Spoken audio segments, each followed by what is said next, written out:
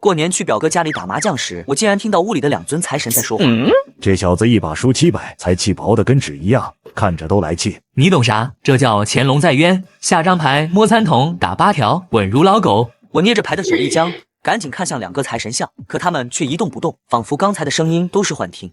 舅妈见我走神，不耐烦地催促道：“姚帅，你磨磨蹭蹭干啥呢？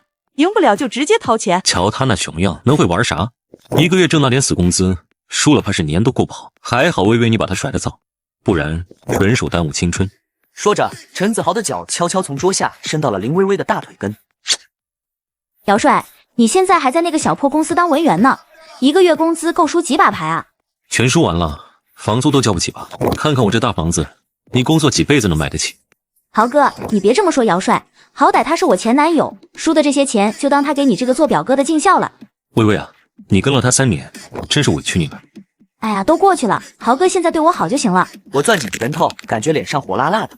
林微微是我谈了3年的女友，却因为我表哥陈子豪家拆迁成了暴发户，就一脚把我踹了。当初的山盟海誓，此刻听起来就是个屁。就在这时，那2个声音再次响起：“哎，你看这小子被人挤兑成这样，还不信咱哥俩？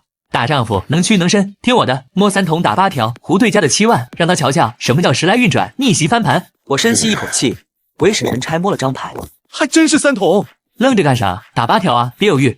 我不再迟疑，猛地将手里的8条扔了出去。8条。舅妈想也没想，啪的一声打出7万。7万，有没有人要？没人要，我可就糊了。这不可能。姚帅，你怎么知道我要打7万？你是不是偷看我牌了？就是姚帅，你个散财童子，啥时候有这 buff 了？姚帅，玩牌就图个乐子，没必要搞这些科技与狠活吧？大家都是亲戚，伤和气多不好。他们一唱一和，我感觉一股火气从胸口直冲脑门，刚想反驳，声音又响了：“对这帮输不起还倒打一耙的货，别客气。”小子，别跟他们废话，用实力说话。我深吸一口气，压下火气。陈子豪，牌桌上凭运气也凭实力，输了就是输了，说我偷看纯属无稽之谈。不服，下一把玩大点，敢不敢？别当孙子。哟呵，赢了把牌胆子肥了。行啊，玩就玩，怕你输的把年终奖都吐出来，和西北风过年。完，今天我非得把你赢个底朝天，让你知道姜还是老的辣。新的一局很快开始，哗啦啦的洗牌声中，我偷偷瞥了一眼那2尊财神像。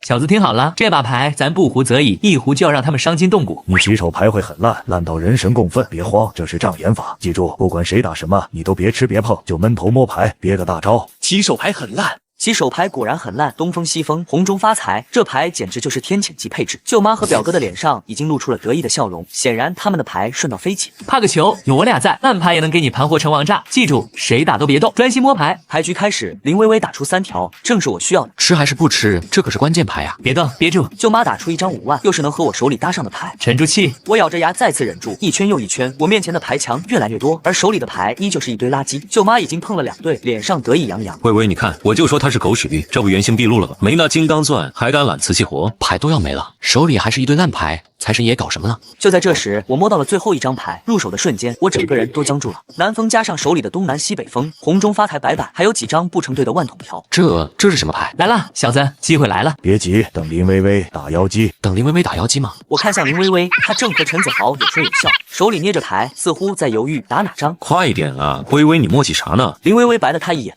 随后扔出一张牌。妖姬，就是现在，打出你的发财，给他们来个措手不及。我脑子一片空白，本能的跟着指令打了出去。发财。姚帅，你是不是傻了？都最后一张牌了，打发财，你这牌还能胡？怕不是被门夹了脑袋？我看他是赢一把就得意洋洋了，这牌神仙来了都救不了。牌局继续，轮到陈子豪摸牌，他拿起牌看了一眼，脸上的笑容更盛了。听牌，姚帅，准备掏钱吧，今天让你输个明白。说着，他看也不看，随手从牌里甩出一张9条。9条。话音刚落，我猛地喊道：“胡了！国士无双，13妖。13妖，不可能！你怎么可能运气这么好？姚帅，你肯定出签了，是不是在我这儿装监控了？出签？陈子豪，这么多双眼睛看着，我怎么出签？输不起就别玩，别在这丢人现眼。邪门了，真是邪门了！这小子怕不是开挂了。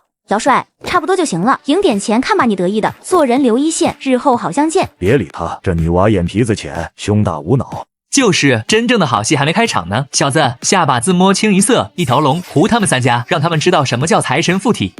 我心中一震，那就继续，谁怕谁孙子。行，我看你还能得意多久，我就不信你能一直走狗屎运。新的一局再次开始，陈子豪洗牌的动作格外用力，舅妈则念念有词，不知道在拜哪路神仙，盼着逆转局势。小子，这把听仔细了，起手牌把所有万字和条子都留下，其他的不管是什么好牌，全给老子扔出去，专攻万和条，搞清一色。这不诚心告诉别人我要做清一色吗？他们不得防住我。我深吸一口气，将白板打了出去。白板，白板？怎么13妖壶上瘾了，还想做大牌？年轻人就是贪心，不知道见好就收，小心偷鸡不成蚀把米。姚帅，你是不是觉得我们都是傻子？这么明显的清一色，你以为我们会给你点炮？想太多了。没错，你的万字和条子，我今天一张都不会放，让你清一色变清一色白板。我懒得理他们，继续摸牌。几圈下来，我打出去的全是筒子，装模作样，肯定是牌烂的没法看了，在这儿故弄玄虚，想蒙混过关。终于轮到我摸最后一张牌，我拿起那最后一张，直接往桌子中间一拍。自摸，清一色一条龙，你们3家掏钱吧。连赢3把，这不可能，你绝对说漏气了，绝对是。菜就多练，技不如人还找借口，纯属自我安慰。陈子豪被我这句话噎得一脸气愤，他抓起桌上的麻将就想往地上砸。我让你出钱，我让你装。儿子，别冲动，冲动是魔鬼。这一把牌加上之前说好的翻倍，陈子豪和舅妈输给我的钱，让他们肉痛到极点。姚帅啊，你看大家都是亲戚，低头不见抬头见，这钱就算了吧，都是过年图个乐子，别太较真。凭本事赢的钱为什么算啊？凭啥我要当冤大头？姚帅，舅妈可是你的长辈，过年玩牌就是图个开心，你就别计较这点钱了，显得你多小气似的。我的目光越过陈子豪，直视着林微微。林微微，你现在倒是挺会替他着想的，怎么怕他输了钱没法给你买下一个包了？你胡说八道什么？你再说一遍试试。姚帅，你别给脸不要脸，今天这钱你要是敢拿走，我让你走不出这个门。面对陈子豪的威胁，我非但没怕，反而慢条斯理的掏出手机。你干什么？想打电话摇人？我可不怕。不干什么？既然走不出这个门，我总得找点事做。咱们姚氏家族群里不是挺热闹的吗？我琢磨着跟大家聊聊天，顺便再跟各位长辈聊聊今天这牌局。就说表哥你牌品一流，输了钱不仅不认账，还要动手打人，让大家评评理，这到底是新时代的巨婴，还是输不起的奇葩？你敢？你这是要跟我们家撕破脸？撕破脸？舅妈，你和表哥合起伙来羞辱我。林微微，你坐在表哥大腿上嘲讽我的时候，脸不就已经破了吗？现在才说撕破脸，晚了。我的手指在屏幕上悬停，目光扫过陈子豪。对了，我还想顺便问问，你上个月不是跟2就借了5万块钱，说是投资什么 AI 项目吗？怎么这么快就回本了？还能有钱打牌？还是说那钱根本就没拿去投资，而是进了哪个会所的口袋，潇洒快活去了？你胡说什么？纯属造谣。我胡说？那正好发群里让2舅看看，让他亲自问问你，他给儿子娶媳妇的钱给你投资的值不值？是不是打了水漂？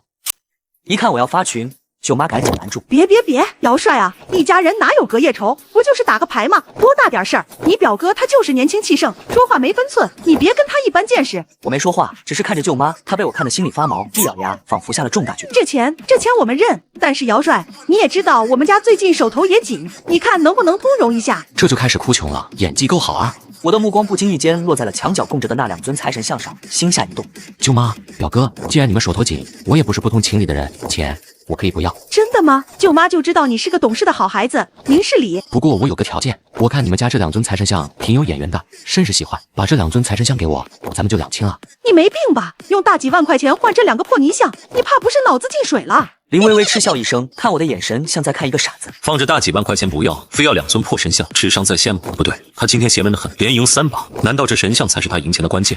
想到这，陈子豪的脸色瞬间变了。舅妈可没多想，只觉得是天上掉了馅饼，生怕我反悔。要神像啊！好，姚帅，还是你懂事，知道孝敬长辈。你等着，舅妈这就给你拿。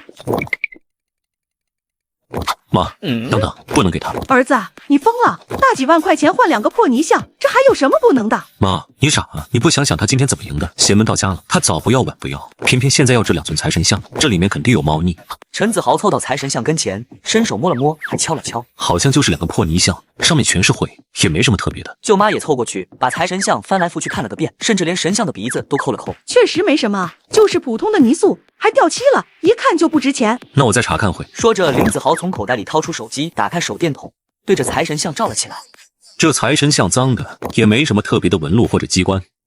姚帅，你到底打的什么鬼主意？没什么，看着有眼缘，想供在家里图个吉利。你们要是不愿意换，那就把钱给我，2选1，没别的余地。说着，我又拿起手机，手指在屏幕上滑动，做事要发群。舅妈一看我又要发群，赶紧拦住。我们换，不就是2尊破神像吗？有什么不能换的？陈子豪还想说什么，被舅妈一个眼神瞪了回去。儿子，就2个破泥像，换就换了，总比真给他几万块钱强，这买卖划算。陈子豪咬牙，最终还是点了点头。行，换就换。君子一言，驷马难追。只不过你们牌品人品都不行，我需要你们立个字据，免得你日后反悔。就写本人陈子豪、李春香江因牌局输给姚帅，共计78000元，现无力偿还。经三方协商，自愿将家中供奉的2尊财神像转卖给姚帅，用以抵清全部欠款。自今日起，双方钱险两清，再无瓜葛。字据，姚帅，你疯了吧？为2个破泥人还立字据，跟有病似的。签吧签吧，儿子签了，让他赶紧拿走，看着他就烦。行，我倒要看看你还能抱着泥疙瘩发财似的，简直是异想天开。陈子豪找来纸笔，火急火燎的签完字据递给我，舅妈生怕我反悔，直接就把财神像往我怀里塞。给你，都给你，赶紧拿走，别再回来了。我小心翼翼的接过2尊神像，正准备出门时，脚下突然一绊，手里的2尊财神像瞬间脱手飞出，摔在地上4分5裂。我趴在地上，看见陈子豪还没来得及收回去的脚。哎呀，不好意思啊，脚抽筋没控制住。这可怨不得我们，是你自己没拿稳，摔了也是活该，纯属意外。还以为是什么宝贝呢，原来就是2堆泥巴，摔了正好，省得你当个宝贝似的抱着。我没理他们，直直的盯着地上的碎片。财神爷，你还在吗？我在心里呼唤了一遍又一遍，然而什么声音都没有。姚帅，你的宝贝碎了，真是大快人心。哎呀，这下好了，几万块钱就换了这么一堆垃圾，你这买卖做的可真划算啊，血亏到家了。姚帅，别捡了，就是些碎片，回头送你2尊新的。我没说话，把所有财神像碎片都抱进怀里。你不会真信这破玩意儿能保佑你发财吧？至少比信你强，你连基本的人品素质都没有。说完，我转身就走，头也不回。呵呵，妈，你看他那怂样，真以为捡几块破泥巴就能发财，简直是天真无邪到可笑。行了，赶紧把门关上，省得他反悔又回来闹。真是财神爷保佑，躲了一劫。我抱着财神像回到家，做的第一件事就是试图把那2尊财神像粘起来，直到3更半夜，终于把2尊神像勉强拼好。搞定。我直勾勾看了他们很久，希望那个声音再次响起，却什么也听不到。这一切难道是幻觉吗？迷迷糊糊中，我睡着了。第2天，我被叽里呱啦的声音吵醒了。我靠，疼死小爷！昨晚那一下都把小爷摔懵逼了。你小声点，脑瓜子还嗡嗡响呢。这小子昨晚粘的，把我粘得浑身不得劲，差点嘎了。都是那个混小子整的，咱俩昨天被摔得七荤八素，法力都散了一半。要不是这小子把咱粘起来，指不定在哪个垃圾桶呢。这事儿不能就这么算了，必须给他们点颜色瞧瞧，让他们知道得罪老子的下场。没错，小爷要抽了那个陈子豪的财运，让他尝尝什么叫穷困潦倒，一无所有。还有那个林薇薇，见钱眼开，薄情寡义，不是喜欢钱吗？就让他有钱也守不住。你说咱要不要联系月老，给这俩人安排个天作之合？必须的，小爷这就去找月老，还有灶王爷都打个招呼，一定要出了这口恶气。我猛地坐起来，死死盯着这2尊神像。你们真的是财神？我不是出现幻觉了吧？废话，不然你以为昨天的3把牌是撒赢的？天上掉馅饼啊！小子，你干得不错。本来咱俩被摔成那样，神力都散了大半，你这一粘倒是帮咱俩稳住了法力，你救了咱俩，咱自然要报答你。对，从今天起，你的财运咱俩罩着，保你财源滚滚。所以你们真的能给我带来财运，不是画大饼？自然没错，不过有个条件。什么条件？只要能发财，什么都行。财运这东西，9分天注定，1分靠打拼。咱们能给你指路，真要发财，还得你自己努力。那我现在该做什么？赶紧指条明路，我马上行动。小子，你现在手里有多少钱？如实招来。我愣了一下，掏出手机查看微信余额，5418块，全部加当了，多1分都没有。够了，去开个股票账户炒股。炒股？我压根不会啊。这不是有我们吗？废什么话，赶紧的，马上开盘了，晚了来不及了。我手忙脚乱的下载炒股软件，按照财神的指示注册开户。9点25分，账户开通，我把5418块全部充值了进去。现在怎么办？搜索股票代码600779。水井坊？对，就是他，快买！等等，这股票41股，我这点钱只能买100多股啊，能赚吗？没事，就是干，咱不孬。9点半开盘，我手指颤抖着点下买入键，交易成功，账户余额还剩10元。小子，记住了，今天收盘前必须卖掉，别贪心。为什么？不是说长期持有才赚钱吗？放屁！你是财神还是我是财神？听我的，今天下午2点50分必须卖，1秒都不能耽误。我咽了口唾沫，只能乖乖照做。时间飞快过去，到了中午收盘时，股价涨到了41元。我算了算，100多股赚100多块，心里美滋滋的。照这么下去，一天赚150，一个月就是4500，快赶上我1个月工资了。下午开盘，股价继续涨，我握着手机的手都在抖。2点55分了，股票还在涨，快卖！股票还在涨，现在卖是不是太可惜了？让你卖就卖，磨蹭什么？我咬咬牙，点下卖出键，成交价格42，我赚了不到300块。刚卖出1分钟，股价突然跳水，短短5分钟就跌回了早上的位置，惊得我一身冷汗。看到了吗？这就是听我们的好处。没错，接下来几天咱们带你练手，以后你就得自己上了，不能总依赖我们。为什么才交几天？财神爷又不是股价操盘手，天天给你报股票代码，授人以鱼不如授人以渔，懂不懂？接下来几天，2位财神简直就是魔鬼教练，对我严格到不行。你瞎了吗？这股票主力都跑光了，还往里冲？看成交量，看换手率，这些基础的东西，昨天不是教过你了吗？记住了，炒股要懂基技术分析、资金流向、政策导向，缺一不可。还有，永远不要满仓，留3成现金，进可攻，退可守，这是炒股铁律，不能破。就这样练了1周，我摸到了些许门道，不再是完全的炒股小白。小子，从下周开始你就得自己上了，该交的都交了，剩下的得你自己悟。记住，财运这东西，咱只能给你指路，真要发财，还得你自己走，一步一个脚印来。我明白了，谢谢2位财神爷。接下来的半个月，我靠着自己的努力和财神爷教的技巧，赚了20万块钱。看着账户里的数字，心里说不出的踏实，这可是我以前想都不敢想的金额。小子啊，差不多了，我们该功成身退了。你们要走了，不再帮我了吗？你已经不需要我们了，你现在已经掌握了炒股的技巧，剩下的路可以自己走了。而且这世上需要帮助的人不止你一个，也该走了。可是没什么可是的，小子记住，财运这东西3分靠天，7分靠人。我们做财神的也只会庇护努力和心存善念的人。对了，给你说个好消息，陈子豪和林薇薇那边我们已经打过招呼了，他们的报应很快就会来，让他们为自己的所作所为付出代价。报应？什么报应？你等着看就行了，到时候你就知道了。话音刚落，2尊财神像突然发出一阵微光，光芒散去，他们又变回了普通的泥塑。我搂在怀里，却再也听不到那2个熟悉的声音。财神爷，你们还在吗？一直没有回应。我坐在沙发上，盯着那2尊神像看了很久，轻声说：“谢谢你们一直以来的照顾。”又过了1个月，我账户余额突破了50万，我兴高采烈的去提了辆新车。姚先生，您真有眼光，这款车性价比超高。刷卡。销售小姐愣了一下，随即笑得更灿烂。我开着新车回了小区，刚停好车，就看见几个街坊邻居围了上来。哎呦，姚帅你发财了！这车子真漂亮，不便宜吧？还好，不贵。消息传得很快，当天晚上家族群就炸锅。姚帅买车了？什么车啊？我听说是奥迪。出息了，哪儿来的钱啊？不会是做了什么不正当的生意吧？咱们穷人不穷志，不能搞偷鸡摸狗的事。我没在你群里的议论，可没过多久，门铃突然响了。打开门，陈子豪、林薇薇还有舅妈3个人站在门口。姚帅，听说你买车了，还是奥迪？是啊，怎么了？姚帅啊，舅妈听说你最近发财了，专门过来看看你。有事？陈子豪推开我闯了进来。少废话，你那车哪来的钱买的？老实交代。炒股赚的。炒股？你以前连股票是什么都不懂，现在突然会炒股了，还赚了这么多钱？上网学的啊。陈子豪在屋里转了一圈，目光最终落在了客厅的2尊财神像上。就是这2个破泥塑，不许碰。你老实说，这2个神像是不是有问题？是不是能招财？现在又突然会炒股赚大钱，肯定跟这2个神像有关。你跟舅妈说实话，这神像是不是真的有灵性，能保佑人发财？你们当初不是说这是2个破泥像，一文不值吗？你少装蒜，你以前根本都不会炒股，现在又会了。以前没上网学。废话少说，你肯定靠神像作弊了。作弊？你说炒股怎么作弊？陈子豪被说的脸涨得通红，舅妈突然换了副谄媚的嘴脸。姚帅啊，你看这神像本来就是我们家的，现在你发财了，是不是该把神像还给我们了？咱们可是立了字据的。那字据不作数。我掏出手机，调出字据的照片，递到他面前。这可是你们亲手签的字，按了手印的，上面写的明明白白，自愿转赠给我，抵清欠款。我不管，这神像必须还给我们。还给你们？行啊，那你们把欠我的钱还我。你这是趁火打劫。当初是你们要拿神像抵债的，现在想拿回去就还我钱。姚帅，你别给脸不要脸。给脸不要脸的是你们吧？想想当初你们羞辱我的时候。舅妈脸上青一阵白一阵，最后像是下了决心。不就7万8千吗？我们给你就是了，把财神像给我。看着舅妈那张扭曲的脸，心里说不出的痛快。7万8千是当时的价格，现在不一样了。什么意思？现在要10万，1分都不能少。姚帅，你抢钱呢？嫌贵可以不买，我又没逼着你们买回去。你这是趁火打劫。趁火打劫。林薇薇，你当初跟我分手的时候，可没少花我的钱，那些钱你打算什么时候还？林薇薇被我问的脸色一阵红一阵白，半天憋不出一个字。姚帅，我告诉你，10万块，你做梦，老子1分钱都不会多给你。随便你，反正我也不差那钱。你找死！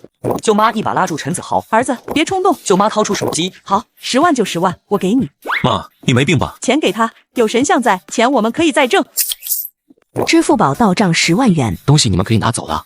陈子豪冲过去，小心翼翼地捧起2尊财神像，生怕摔了。姚帅，这神像怎么用啊？怎么用？拿回家供着呗。就这么简单？不然嘞？儿子，咱们赶紧回去试试，别耽误了招财的好时机。 3个人急匆匆的离开，临走前，陈子豪还回头威胁我：“老单，你给我等着，等我赚了大钱，一定要你好看。”看着他们离开的背影，总觉得好笑。财神爷早就走了，要是他们知道买回去的神像没用，不知道会露出什么样的表情。陈子豪他们3人回到家，做的第一件事就是给财神爷供了起来，求财神爷保佑，祝我赚大钱，发大财，走上人生巅峰。财神爷保佑，让我早日嫁入豪门，穿名牌，背名包，再也不用为钱发愁。 妈，你说这神像灵不灵？指定灵，你别忘了，姚帅之前穷的房租都交不起，现在都提车了。那咱们接下来干啥？买彩票吗？当然是炒股票呀！你看姚帅都是炒股赚的钱，我们肯定也能赚。对，豪哥，你赶紧开个股票账户，早买早赚。陈子豪掏出手机注册开户，过一会账户开通。好了吗？我们买什么？就买水景房，你别忘了，姚帅就是买的水景房才提车的。对，买水景房。他把卡里的30万全部转进股票账户，全部买了水景房。豪哥，你真有钱，一下子买30万。等着吧，我们很快就能赚大钱。第二天股市开盘，陈子豪直勾勾地盯着手机屏幕。开盘5分钟，水井坊股价开始下跌。怎么回事？怎么往下跌了？别慌，股票有涨有跌很正常，等会儿就涨了。半小时过去，股价继续下跌，跌幅越来越大。妈，这情况不妙啊！再等会儿，不要急。到了中午收盘，陈子豪账户里已经亏了3万。怎么会这样？不是财神保佑吗？豪哥，要不咱们先卖了吧，再跌下去亏得更多。不行，卖了就真亏，下午指定能涨。下午开盘，股价不仅没涨，反而继续大跌。到收盘时，账户里的30万亏得1毛都不剩。这怎么可能？黑到家了！财神，我不是求你保佑我发财吗？怎么还让我亏得裤衩子都没了？他抓起财神像，猛摔在地上，啪的一声，财神像再次4分5裂。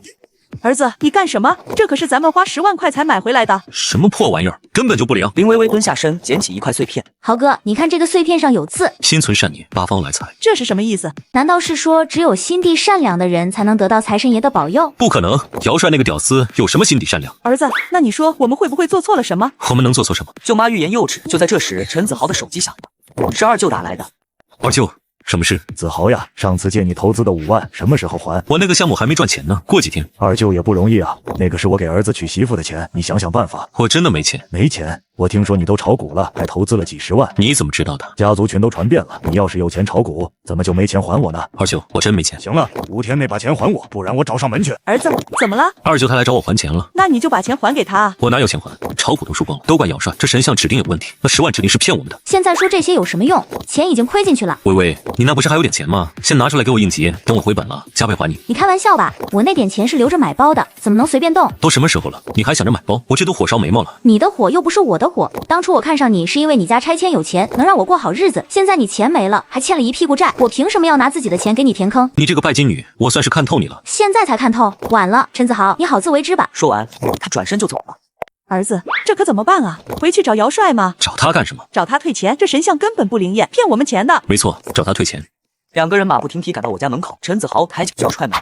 儿子，别冲动，我们是来讲理的。知道了。你们怎么又来了？姚帅，你骗我们！骗你们什么了？那神像根本就不灵，我们炒股亏了30万，血本无归。亏了？那是你们根本不会炒股。放屁！你根本就是骗子！退钱！我凭什么退钱？你明知道那神像假的没有用，还骗我们花10万买回去，这还不是骗我们？假的？谁说是假的了？我们都亏了30万了，你还说不是假的？你们亏钱了就说神像是假的，那我赚钱了，怎么不见你说神像灵？反正你就是骗子，不还钱我就报警。报警？行啊。我掏出手机，调出那张字据的照片。这是你们亲手签的字据，上面写的清清楚楚，钱险两清，再无瓜葛。你们自己要买回去的，现在亏了钱就说我是骗子，而且我可没说神像能保证你们赚钱，你们自己炒股亏了怪谁？可是你当初就是拿了财神像就赚钱了。我当时就和你们讲了我是上网学的，可你们不信。姚帅，你别装了，你之前根本不懂炒股，突然就会了，一定是财神像的功劳。那你们怎么不想想，为什么我能赚钱，你们却亏钱？心存善念，八方来财，你们自己想想，你们心存的是什么念？原来财神像里的字是你写，你别管是谁写的，反正你们心术不正，神像不会保佑你们。姚帅，舅妈知道错了，你就把钱还给我们吧，我们真的没钱了。行啊，别在我这浪费时间了，钱我不会还，你们要是不服就报警吧。说完，我关上门，门外传来陈子豪的怒骂声。姚帅，你给我等着瞧！我没理他，回到沙发上坐下，手机突然响了，是二舅打来的。二舅，有什么事吗？姚帅，听说你最近发财了，赚了些小钱。你表哥陈子豪之前找我借了5万块钱，说是投资 AI 项目，结果现在不仅不还钱，还跑去炒股，把钱全亏了。然后呢？二舅知道你现在有钱了，能不能先帮二舅把这5万块垫上，等陈子豪有钱了再让他还你？这钱我不能垫。为什么？你现在不是发财了吗？有钱是有钱，但这钱是我自己赚的。陈子豪欠你的钱应该他自己还。可是没什么可是的，如果我帮他还了这次，下次他再借钱怎么办？还让我帮他还吗？你说的有道理，是二舅糊涂了。陈子豪那边你自己看着办吧。行，我知道了。挂断电话，我靠在沙发上，手机又响了，这次是家族群。听说陈子豪炒股亏了30万，真的假的？这小子好好的日子不过，非要去炒股，都是姚帅害的。他骗我们买神像，说指定发财，结果人亏麻了。姚帅他不是也炒股赚钱了吗？他就是骗子，用假神像骗我们的钱，这事得说清楚。姚帅，你出来解释一下。神像是你们自己要买的，字据也是你们自己签的，至于炒股亏钱，那是你们自己的事，跟我没关系。你还有脸说，要不是你骗我们，我们怎么会亏钱？我骗你们什么了？我可没说神像能保证你们赚钱。行了，都少说2句，这事儿说到底还是陈子豪自己不会炒股。就是炒股本来就有风险，亏了钱怪别人算什么本事？舅妈在群里发了一大段话，无非就是骂我是骗子，说我不讲亲情，我看都没看，直接把手机扔在一边。第二天，林微微又堵在我门口，不过这次是她一个人。你来干什么？我过来跟你谈谈。没什么好谈的。我知道之前是我不对，我不应该因为陈子豪有钱就跟你分手的。然后呢？所以我想跟你复合。复合？林微微，你是不是脑子进水了？你当初跟我分手的时候可不是这么说的。我那时候是被金钱蒙了心，现在我想明白了。想明白了？还是因为陈子豪炒股负债了，你的摇钱树倒了，你就想起来找我？你把我当什么了？备胎吗？不是的，姚帅，我是真的喜欢你。喜欢我？那你当初为什么跟我分手？都是陈子豪勾引我的。行了，别演了，你那点小心思我看得一清二楚。你就不能给我一次机会吗？机会？林薇薇，机会我给过你了，是你自己不珍惜。说完，我直接走了，不再给他说话的机会。姚帅，你会后悔的。怎么办？有点后悔了。索性我就拨打了林薇薇的电话。宝，你后悔了对吧？是的，我确实后悔了。哼，你都惹我生气了，要答应给我买包，我才跟你复合了。我后悔的是没有一脚油门，直接撞飞你，让你闭上那狗嘴。说完，我挂断电话，不给林薇薇反驳的机会。汽车越行越远，林薇薇气急败坏的身影渐渐消失。后来我凭借炒股赚来的钱开了间洗浴中心，账户里慢慢的也有了自己的小目标。我换了个大别墅，在市中心380平，就连家里摆的财神爷像都是我花大价钱请大师制作的。财神爷，你们现在在哪呢？在帮扶哪一家人呢？也不知道我们还会再见面吗？时间过得很快，转眼马上就要过年了，家族群里热闹了起来。今年聚餐就在我家办吧，地方大。行啊，正好让孩子们都回来热闹热闹。姚帅今年回不回来？听说你现在是开会所的大老板了，可得给三叔带几瓶茅台啊。好的，三叔，曾几何时，我在这个群里都没有发言权。聚会那天，我开着新换的跑车停在大伯家的院子里。一进门，所有人的目光都聚焦在我身上。哎呦，姚帅你来了！姚帅真是越来越帅，越来越精神了。姚帅来了，准备准备，可以开始吃饭了。饭局开始推杯换盏间，话题不知不觉就落到了我身上。姚帅，你现在是咱们姚家的骄傲，来，四叔敬你一杯。姚帅，听说你炒股很厉害，给三叔指点下，买哪只股能涨呀？三叔，我就是运气好瞎蒙的。你这孩子还谦虚上了。一顿饭吃的全是恭维和吹捧。酒过三巡，一位平时不怎么说话的长辈忽然叹了口气：哎，同样是年轻人，差别怎么就这么大呢？